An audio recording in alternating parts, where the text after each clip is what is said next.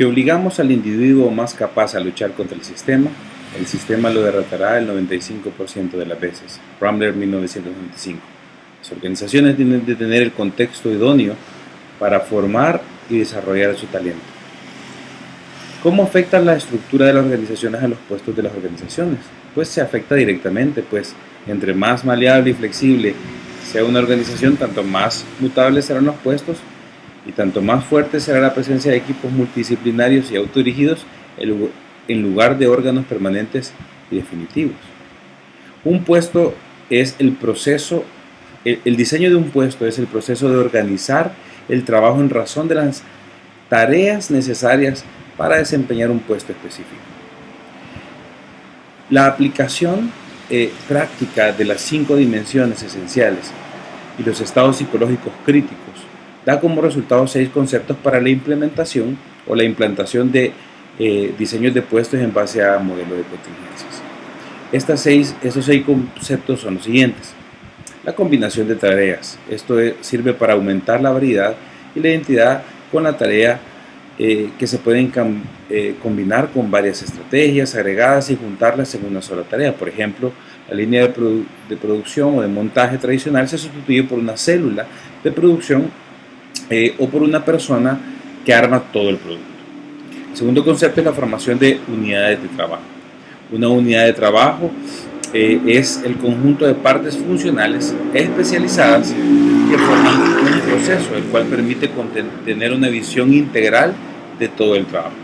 Las relaciones directas con el cliente o usuario. Estas relaciones es cuando se adjudica un cliente o una salida del proceso y un proveedor, que es la entrada del proceso. A cada puesto se le asigna esta distribución, lo que implica una mayor responsabilidad y autonomía, pero favorece la retroalimentación por medio del cliente o el usuario. La carga vertical consiste en el enriquecimiento vertical mediante la adición de más tareas administrativas, es decir, más autoridad, responsabilidad y la latitud para poder planear, organizar y controlar las actividades de trabajo. El otro concepto, el quinto, es la apertura de canales de realimentación. De esa forma la tarea puede tener realimentación directa a través de canales sin necesidad de un tercero o un gerente que esté diciendo en qué se ha equivocado y en qué no. La creación también de grupos autónomos es transferir trabajos individuales a equipos de trabajo. Esto implica que hayan grupos multifuncionales, equipos de autodirigidos, círculos de control de calidad, entre otros. Ahora, hay métodos que se utilizan para poder reunir los datos sobre el puesto de trabajo. El primer método es la entrevista. Son los datos relativos al puesto que se pueden obtener a través de 3 tipos de entrevistas: las individuales, que son hechas con cada trabajador; las grupales, que son hechas con un grupo de trabajadores con un mismo puesto; y las entrevistas al supervisor, que es el experto, el que conoce de qué trata cada puesto de trabajo. El segundo método es el cuestionario. El cuestionario se pasa a cada uno de los ocupantes de los puestos y básicamente tiene las mismas preguntas que serían en una entrevista. La diferencia es que son llenadas por cada uno de los ocupantes del puesto. Y finalmente la observación. Este método se utiliza principalmente para trabajos que son simples, repetitivos o rutinarios. Se observa, se aplica a puestos como operarios de línea, oficinistas, etc. Y consiste en visualizar, observar las actividades que se llevan a cabo en un puesto de trabajo determinado. Siempre se recomienda que se utilice un cuestionario para poder para no obviar todos aquellos elementos que son importantes al momento de la observación. Esto nos lleva a que podamos definir qué es productividad dentro de un puesto de trabajo. Y es que la idea de una buena descripción de un puesto de trabajo es que haya productividad en ese puesto. Y eso se alcanza a través de un puesto que sea efectivo y eficaz, es decir, La productividad es hacer las cosas con el mejor uso de los recursos y en el tiempo planificado. Para poder desarrollar las competencias en un puesto de trabajo es necesaria la capacitación. Y existen, para desarrollar los puestos de trabajo, es necesario que se capacite en función de competencias. Ahora, hay tipos de competencias en un puesto de trabajo. Las básicas, que son referidas a habilidades establecidas como requerimientos mínimos que debe dominar el trabajador. Las distintivas, que son competencias claves para el negocio o la cultura de la empresa que quiere impulsarse. Y de cargo, que se dividen en dos: en las técnicas, que son requeridas al contenido específico del cargo o ocupación, y las de gestión, que son las referidas a las actividades orientadas a ordenar, mejorar, enriquecer y controlar el trabajo en el cargo. Siempre existen brechas de competencia, y para poder comprender esto vamos a definir qué es una brecha. Y es la distancia que hay desde donde se está desempeñando un puesto hasta la demanda que requiere este puesto. Es la distancia entre la forma en que se desempeña un puesto actualmente y la demanda que se requiere de este puesto. Ahora, hay métodos y herramientas para poder disminuir estas brechas. Una de ellas es el método interno, y se hace a través de varias técnicas.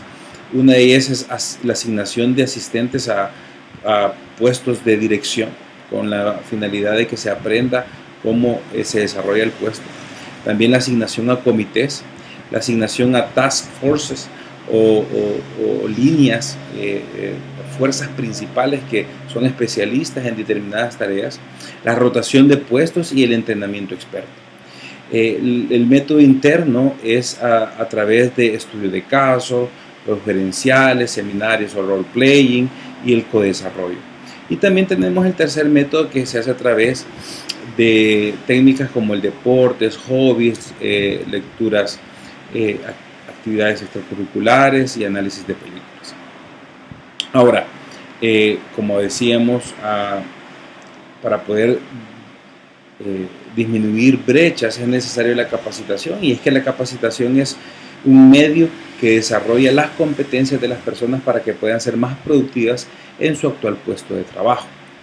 Para poder hacer un buen plan de capacitación es necesario incluir 4 elementos. Primero, identificar las necesidades que se deben de satisfacer, y esto se hace a través de un diagnóstico de necesidades de capacitación que tiene varios elementos incluidos para poder hacerlo. Primero, se hace a través de identificar los objetivos de la organización, las competencias necesarias que se necesitan en la organización, problemas de personal o resultados de las evaluaciones de desempeño. A través de esta forma nosotros podemos identificar cuáles son las necesidades de capacitación. El otro paso para un plan de capacitación es el diseño de la capacitación, y este diseño se hace de acuerdo a un programa. Ese programa debe incluir a quién capacitar, cómo capacitar, en qué capacitar, dónde capacitar y cuándo capacitar. Luego de eso viene el paso de la conducción de la capacitación, que es la implantación o la acción. Y es que la conducción y la aplicación del programa de capacitación se hace por medio de gerentes de línea, asesoría de recursos humanos, de parte de recursos humanos, por ambos o inclusive por terceros que son personas ajenas a la organización. Y finalmente se debe hacer una evaluación de los resultados para tener evaluación y control. Eso se hace a través del monitoreo de todo el proceso de que hemos hablado, la evaluación de la medición de los resultados, que es inmediatamente después de que la capacitación termine, la comparación de la situación actual con la anterior, y también el análisis de costo y beneficio de la capacitación. Ahora, con respecto a esto, es importante también con la capacitación entender muchos conceptos como el aprendizaje, que es el cambio de un comportamiento de una persona a razón de incorporar nuevos hábitos, actitudes, conocimientos, competencias y destrezas. Y también es importante diferenciar entre capacitación y desarrollo. Y es que la capacitación se enfoca en el desarrollo de competencias en el actual puesto, y el desarrollo se enfoca en el futuro, es decir, los puestos que va a ocupar una persona. Un DNC tiene varios elementos. Tiene análisis organizacional, el análisis de los recursos humanos, el análisis de los puestos y el análisis de la capacitación. Hay otro elemento que tenemos que definir también, que es qué es competencia. Y es que la competencia es un conjunto de saberes frente a una tarea específica en un contexto específico, la cual se hace evidente cuando el sujeto entra en contacto con esta actividad o tarea. Esta supone conocimientos y saberes, habilidades que emergen en la interacción del individuo y la tarea. Algunos elementos que la caracterizan a la competencia es que es personal, está referida a un contexto, se asocia con esquemas de acción específicos. Y finalmente debemos hablar de los tipos de capacitación. Hay capacitaciones en el puesto y capacitaciones técnicas de clase. Por ejemplo, estas se subdividen en lecturas, en instrucciones programadas, capacitaciones de clase, por computadora o por e-learning.